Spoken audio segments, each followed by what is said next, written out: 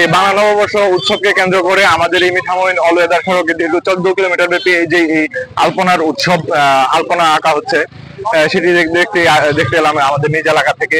আসলে এটি বলার ভাষা রাখে না যে বিশ্বসেরা হতে যাচ্ছে আমাদের এই দীর্ঘতম আলপনা উৎসব, যা গিনেস বুক অফ ওয়ার্ল্ড রেকর্ডে স্থান করে নিতে যাচ্ছে। তো এই অনুভূতি আসলে ভাষায় ব্যক্ত করার মতো নয়।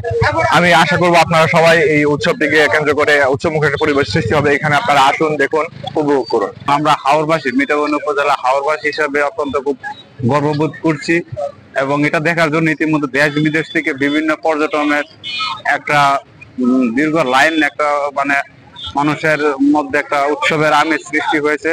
আমরা এবার পরিকল্পনা করলাম যে এবার নতুন কি করা যায়, যেটা বিশ্বের মুখে, বিশ্বের কাছে আমাদেরকে পরিচিত করা যায়। এভাবে আমরা এই আয়োজনের পরিপ্রেক্ষিতেই আমরা চিন্তা করলাম একটা লংগেস্ট আলপনা এবার আমরা করব। সেই জন্য থেকে সেই চিন্তা থেকেই আমরা এই মিঠামইনকে বেছে নেই। এই হাওর অঞ্চলের এই রাস্তাকে বিশ্বের কাছে পরিচিত করার জন্য, এবং আমরা এটা পর্যটন শিল্পেও আমি মনে করি একটা বড় আসবে। আমাদের কালচারকে আমরা সারা পৃথিবীতে পরিচিত করার জন্য গিনেস ওয়ার্ল্ড রেকর্ডে আমরা নাম লেখাবো ইনশাল্লাহ।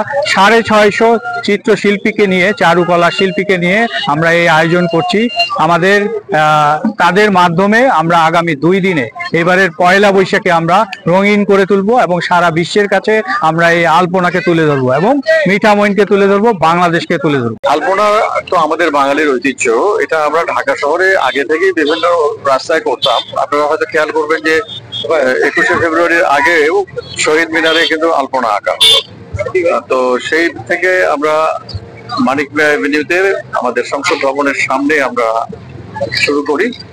এবার আমরা গত বছর থেকেই ভাবছিলাম যে এই মিঠামইনের এই রাস্তার সংবাদ যখন আমরা পেয়েছি, তখন আমরা ভাবলাম যে এই দীর্ঘ রাস্তাটার কোনো সুযোগ নেওয়া যায় কিনা, এবং সেই সঙ্গে সঙ্গে আমাদের মাথায় এলো যে এটা Guinness book of world record, সেখানে এটাকে উপস্থাপনা করা যায় কিনা।